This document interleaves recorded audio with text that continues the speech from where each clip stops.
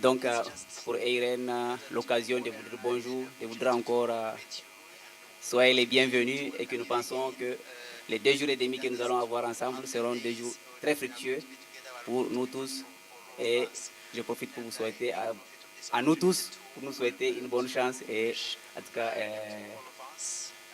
bonne rencontre internationale. Chers participants, au nom de l'American Friends Service Committee, nous sommes très heureux aussi d'être avec vous ce matin.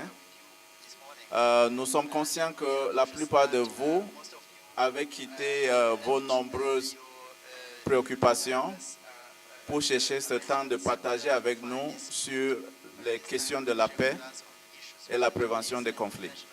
C'est pour nous un grand honneur de vous accueillir ici encore, dans le même endroit que l'année passée, à Bujumbura. Nous vous souhaitons tous la bienvenue et surtout, nous réservons un accueil spécial aux participants qui sont venus de très loin pour échanger avec nous sur les thèmes qui vous tiennent tous au cœur. Nous vous remercions d'avoir mis toutes les autres choses à côté pour consacrer 2 jours et demi au dialogue interreligieux pour la paix et la prévention des conflits. D'abord, l'assistant du ministre est venu faire l'ouverture de l'atelier, de la conférence, en donnant des idées d'inspiration pour la contribution des confessions religieuses aux différents processus de paix, de prévention, non seulement au Burundi, non seulement dans la région des Grands Lacs, mais aussi dans les autres pays qui étaient représentés ici. Je félicite sincèrement les organisateurs de cette conférence, que sont Norwegian Church Aid, American Friends Service Committee et EIREN, qui, en qualité d'ONG internationale basée sur la foi, restent conscientes que les valeurs religieuses peuvent apporter un coup de pouce aux amis de la paix en Afrique et dans le monde en général. Je profite de cette occasion pour appeler aux leaders religieux de commencer eux-mêmes à initier le dialogue pour la paix, tant au niveau régional, national que communautaire, pour plus de durabilité de ce genre d'initiative. Du côté du gouvernement burundais, nous ne ménagerons aucun effort pour soutenir des initiatives qui appellent à la cohésion sociale, à la non-violence et au respect de la créature de Dieu. Les organisateurs avaient eu l'occasion, que ce soit au niveau de l'American Friends Service Committee ou de EIREN ou de Norwegian Church Aid, avaient eu l'occasion de définir la vision de ce genre d'atelier parce qu'il faut visiblement développer des synergies au niveau de tous ces pays qui finalement fonctionnent en vase communicant. Dans un deuxième temps, il y a eu un panel de discussion, comme il y avait eu un plan stratégique qui avait été élaboré l'année passée, presque à la même période, pour l'édification de la paix, en se concentrant sur le Burundi, mais aussi en ouvrant les yeux sur tous les pays qui étaient représentés. Le cas du Burundi a été pris comme cas d'étude pour voir comment s'est vécue la mise en œuvre de ce plan stratégique. Alors, le révérend Sylvestre Bizimana, qui est le secrétaire général du Conseil national des églises du Burundi, l'abbé Foupi Félix, curé de la cathédrale catholique, qui représentait l'église catholique, et l'imam Bukuru Kalfan, le commissaire technique au niveau de la Comibu.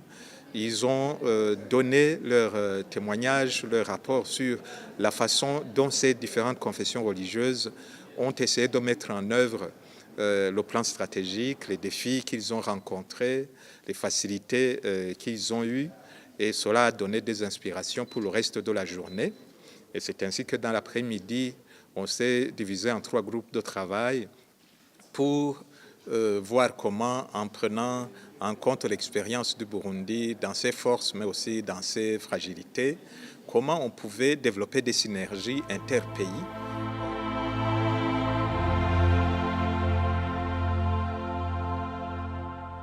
Nous avons eu une journée de panel de différents formats. Le premier panel étant celui des organisateurs et d'autres organisations internationales qui sont impliquées dans la promotion de la paix et de la prévention des conflits, qui nous ont parlé de leur vision, leur naissance et les engagements qu'ils ont, les axes stratégiques qu'ils privilégient et les actions dans lesquelles ils ont été impliqués. Le deuxième panel, c'était celui des réseaux interreligieux qui existent déjà, que ce soit au niveau mondial comme le World Council of Churches ou le Conseil interreligieux du Kenya, avec le Conseil des églises de toute l'Afrique, l'expérience des réseaux au Soudan et l'expérience au niveau du Comité islamique de la République centrafricaine. Et nous avons compris que le travail en réseau se fait déjà, est possible, mais qu'il a besoin évidemment de continuer à être renforcé. Le troisième panel, c'était celui sur le plaidoyer, l'action de plaidoyer, comme déjà depuis l'année passée, cette action de plaidoyer avait été épinglée comme une réalité importante qui peut nous aider à être en contact avec les lieux de décision et les personnes clés qui comptent pour les décisions pour avoir ne fût-ce qu'un minimum d'influence sur les orientations qui sont en train de se prendre au niveau de notre monde. Nous avons réfléchi sur le rôle que les leaders religieux peuvent jouer dans les processus de justice transitionnelle. Et c'est à cette occasion que nous avons écouté deux personnes expérimentées. Et Monseigneur Nicodème Bariga nous a parlé de l'expérience du Togo en l'enracinant profondément dans la vision spirituelle d'un leader religieux qui est en train d'apporter une plus-value comme leader religieux dans un processus qui est national et qui tient à une institution étatique. Et aussi, Monseigneur Jean-Louis Nahimana nous a instruit de l'élaboration laborieuse du processus de justice transitionnelle au Burundi et la mise sur pied de la commission Vérité et Réconciliation.